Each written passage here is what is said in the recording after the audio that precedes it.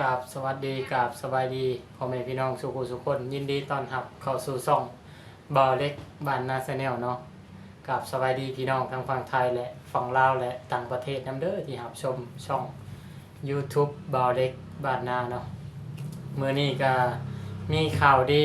มาบอกพี่น้องเนาะมาให้พี่น้องยินดีนำเนาะพี่น้องอยากรู้ว่าเป็นข่าวดีหยังเนาะ กับข่าวที่เกี่ยวกับการเห็นคลิปนี่แหละพี่น้องเลยบริกาบริลงคลิปด้นแหละเพราะว่าเหตุงานพี่น้องในช่วงนี้เหตุงานแทบชีว่าบ่มีเวลาได้หยุดเนาะเพราะว่าเฮาเฮ็ดแบบว่าบ่เล็กเฮ็ดงานเนี่ยค่ำนะพี่น้องเพราะว่าบ่เล็กไปเฮ็ดงานนี่ไปแต่เช้าไปแต่ตี5 โมงพวกแต่ว่าเข้างาน7 โมงเนาะแต่บ่ฮู้ว่าเป็นหยังคือไปแต่เช้าบ่เล็กเป็นคนที่มักเข้างานก่อนเนาะเข้างานก่อนโมงเลิกกับค่ำเนาะเพื่อเลิกกับมืดแหละก็เลยบ่ได้อัดคลิปให้พี่ให้น้องได้ชมนำกันมื้อนี้ก็มีข่าวดีทางบ้านเนาะบ่าวเล็กเครียดจบเด้อพี่น้องในการทำคลิปในการเป็นยูทูบเบอร์เนาะจุดเริ่มต้นก็เป็นไปมาจังใดก็เว้ามาแล้วมันก็ยาวเด้อพี่น้องเอ้ยมื้อนี้ก็มีทางบ้านเนาะมีคนทางบ้านเพิ่นส่งมาบอกเนาะว่าจดหมายพินหรือว่าจดหมาย YouTube เนาะได้มาฮอดไปรษณีย์เป็นที่เรียบร้อยเนาะตอนนี้ก็ให้คนทางบ้านเนาะให้คนฮู้ใจ ให้คนทางบ้านเนาะคน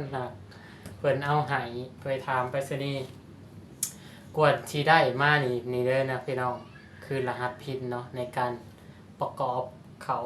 ยืนยันตัวตนว่าเป็น YouTube หรือว่าเป็นช่องเจ้าแท้เนาะดีใจเลยพี่น้องเอ้ยเพราะว่าบ่ได้ก็เฮ็ด YouTube มานี่ก็หลายปีเลยพี่น้องกว่าสิผ่าน เฮ็ดมานี่3 ปี4 ปีเนาะเมื่อก่อนนี่มีช่องเก่าบ่ได้เฮ็ดก็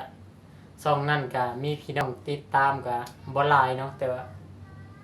าการเข้าถึงก็ดีอยู่ช่องเก่าบ่เล็กเฮ็ดมาแล้วว่ามันตายเนาะบ่เล็กจำรหัสบ่ได้แล้วก็เลยถิ่มช่องนั่นไปช่องนั่นชื่อว่าบ่เล็ก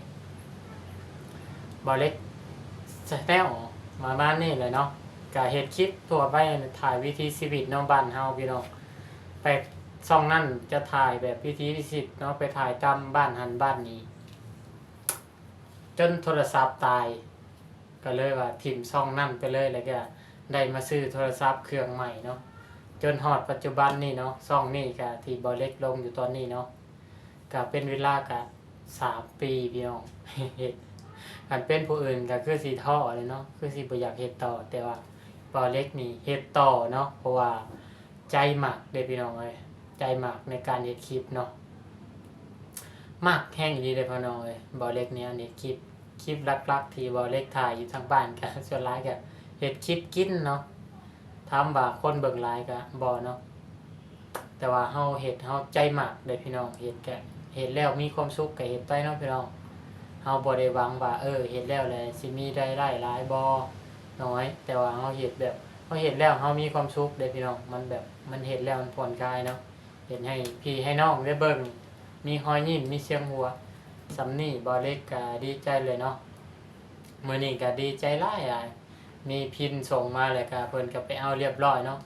มีแต่บ่เล็กก็สิได้ประกอบรหัสพินเขาเนาะเพราะว่าในพินนั่นมันจะมีรหัสเนาะมีแต่เฮารหัสในนั้นไปประกอบเขาดีใจเลยพี่น้องดีใจนำเบาเล็กเนี่ยเด้อพินเบาเล็กมาฮอดเลยเนาะหลังจากที่คันหลังจากที่ขอหลายเดือนเนาะขอผิดขอถูกเด้อพี่น้องเลย เบาเล็กก็ใส่รหัสไปรษณีย์ผิดเนาะขอเทื่อที่1บ่ได้อีใส่ผิดแล้วก็ขออีกเทื่อที่2เพราะว่าพินนี่มันขอได้แต่3 ครั้งเนาะประมาณ3 ครั้งเลยขอเทื่อที่2ขอไปด้นเติบเลยเนาะ2-3 เดือนจะเข้า3 เดือนแหละแต่ว่ามามื้อนี้มันส่งมาให้เนาะแต่ว่าส่งมาตอนแรกนี่บ่ได้ส่งลงมาเมืองเนาะส่งไปเมืองอื่น ส่งไปทางเมืองสองคอนเนาะแต่ว่ามันก็ขึ้นกับแขวงสวรรณเขตที่บ่เล็กอยู่เลย เขาก็เลยส่งมาให้ทางเมืองจำพรเนาะเพราะว่าบ่เล็กเป็นคนเมืองจำพรเนาะหลายคนก็คือสิบ่ฮู้แต่ว่าคลิปที่บ่เล็กถ่ายลงไปให้เบิ่งเนาะว่าบ่เล็กอยู่บ้านใดเนาะคือบ่เล็กนี่อยู่บ้านลุงนุคุณเมืองจำพรเขตสวรรณเขตเนาะบ่เล็กก็เลยใส่ไปรษณีย์ทางเมืองใส่ทางอยู่สปปลาวไปแหละแล้วก็ใส่แล้วก็ส่งขอพิมพ์ไปแล้วบ่เล็กก็ได้ขึ้นได้ลงมาไทยเนาะ ก็เลยให้คนทางบ้านจอบให้ไปจอบทางไปรษณีย์นั่นแหละ ไปถามบ่ได้ก็ยังบ่มาเนาะ บ่เล็กก็ได้แต่รอคอยโอ้ยยามใดเด้สิมาเพราะว่าหมู่คู่ที่ว่าเฮ็ดพร้อมกันเนาะเขาก็ได้เบิดแล้วได้พี่น้องเขาก็มีรายได้เนาะแต่บ่เล็กก็บ่ได้มีเนาะแต่ว่าเฮ็ดแล้วมีความสุขได้พี่น้องก็เฮ็ดไปก็เฮาก็บ่ได้หวังว่าสิมีรายได้หลายเนาะแต่ว่าได้ก็เอาบ่ได้ก็บ่เป็นหยังเนาะก็เฮ็ดมีความสุขได้พี่น้องบ่เล็กก็บ่ได้ค่อยลงคลิปเนาะบัดนี้ก็สิพยายามลงคลิปเนาะแต่ว่าคลิปยาวก็บ่ได้ค่อยถ่ายเนาะเพราะว่ามาพี่บ่เล็กบ่ได้ไปทางใดเด้เพราะว่าบ่เล็กก็บ่ได้ค่อยมักไปเที่ยวมักไปเล่นเนาะเป็นคนที่ว่า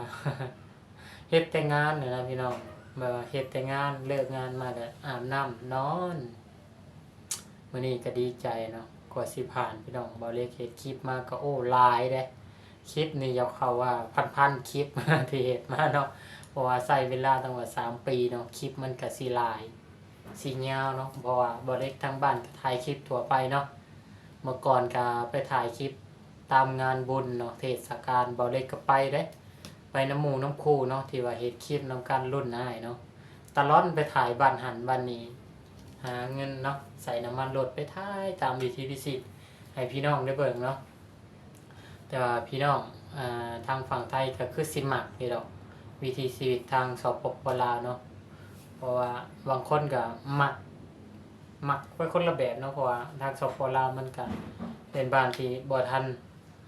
จักสิว่าแนวๆเขตทางบ้านบ่เล็กก็ถ่ายแบบบ้านนอกบ้านนานะพี่น้องเฮาอยู่ตามบ้านนอกบ้านนาตามวิถีชีวิตเนาะมีความสุขอยู่เด้พี่น้องบ่แม่นว่าบ่มีความสุขเด้ต่างแต่ว่ามันการงานมันสิบ่อยากราบรื่นไปเนาะแต่ก็ทางอยู่ทางบ้านก็พอได้อยู่ได้กินอยู่พี่น้องเพราะว่าเฮาเก็บหัวเฮ็ดสวนเด้พอได้ขายเนาะพอได้ใช้จ่ายแต่ว่าเฮาอยากได้ขายได้ค่าแห้งที่เพิ่มเนาะเฮาก็ได้ลงมาเฮ็ดงานอยู่ไทยเนาะหลายคนก็บ่มีไผดอกเนาะอยากจากครอบครัวอยากจากบ้านมาไกลเนาะก็ย้อนว่า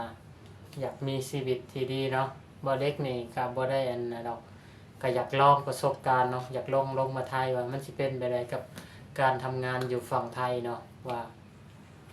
มันสิต่างกันกับอยู่ฝั่งลาวบ่ระบบการทำงานแต่พอได้มาสัมผัสก็คือว่าต่างกันเนาะระบบการทำงานเนาะหรือว่าการวางงานวางเวียกเนาะถือว่าแตกต่างกันหลายเนาะคลิปนี้ก็พอมียิ่งหลายเนาะก็อยากให้พ่อแม่พี่น้องยินดีนำเบาเล็กนี่เด้อพิมพ์ YouTube เนาะได้เป็นทีเรียบร้อยเนาะมีแต่เบาเล็กจะประกอบเขาเนาะบัดนี้เพราะว่า เบาเล็กโดนระงับปิดสั่งรายได้กันโดนไปแล้วเทื่อหนึ่งเนาะ4-5 เดือนและมันก็เปิดให้เนาะเปิดสั่งรายได้อีกครั้งแล้วก็ขอพินไป เนาะแล้วก็โดนปิดไปได้อีกเนาะตอนนี้ก็มีแต่สิประกอบรหัสเขาเนาะดีใจเลยพี่น้องเห็ดมาเนี่ยโอ้ย3 ปีเลยบ่ได้เฮ็ด ถ่ายลักๆก็คืออยากเฮ็ดลักๆที่บ่ได้เฮ็ดก็คือถ่ายวิถีชีวิตบ้านเฮานี่เนาะก็มีแผนพี่น้อง ว่าปีหน้าเนาะเดือน8เดือน9บ่เล็กก็คือสิได้กลับลาวแล้วเนาะรู้สึกว่าคิดฮอดบ้านเลยคิดฮอดพ่อคิดฮอดแม่เนาะ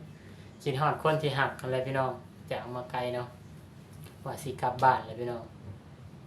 กลับเมื่อปลูกผักปลูกหญ้าเนาะถ่ายวิถีชีวิตบ้านเฮาแล้วพี่น้องใครที่ว่าเฮ็ดงานอยู่ฝั่งไทยเนาะคนลาวที่มานำงานอยู่ฝั่งไทยค่ะสู้ๆเนาะเป็นกำลังใจให้เด้อถามว่าเฮ็ดงานอยู่ฝั่งไทยนะบอกสบายบอกกับบ่ต่างกันกับบ้านเฮาเนาะแต่มันสิแตกต่างกันอยู่ที่ค่าแรงมันก็สิดืบขึ้นเนาะจาก1มันก็คือขึ้น2มันก็ตามเขตสกิดเนาะบ้านเมืองเฮาคิดนี่ก็บ่มีหยังหลายเนาะก็อยากขอบคุณพ่อแม่พี่น้องสุขุสุคนเด้อที่ให้เกียรติติดตามรับชมเบาเล็กมาตลอดเนาะก็ ก่อนอื่นเบิดก็ต้องขอบคุณพี่น้องทางฝั่งไทยหลายๆเนาะที่ว่าติดตามบ่อเล็กตลอดเนาะเพราะว่าพี่น้องทางไทยนี่ถือว่ารักเนาะที่ว่าเบิ่งคลิปบ่อเล็กเนาะบ่อเล็กก็ขอบคุณหลายๆเด้อพี่น้องขอให้ทุกคนจงมีแต่ความสุขความเจริญเด้อปราศจากโรคภัยไข้เจ็บร่ำรวยเงินทองเด้อพี่น้องเนาะสำหรับคลิปนี้ก็บ่มีหยังหลายเนาะกล่าวคำว่าสบายดีพี่น้อง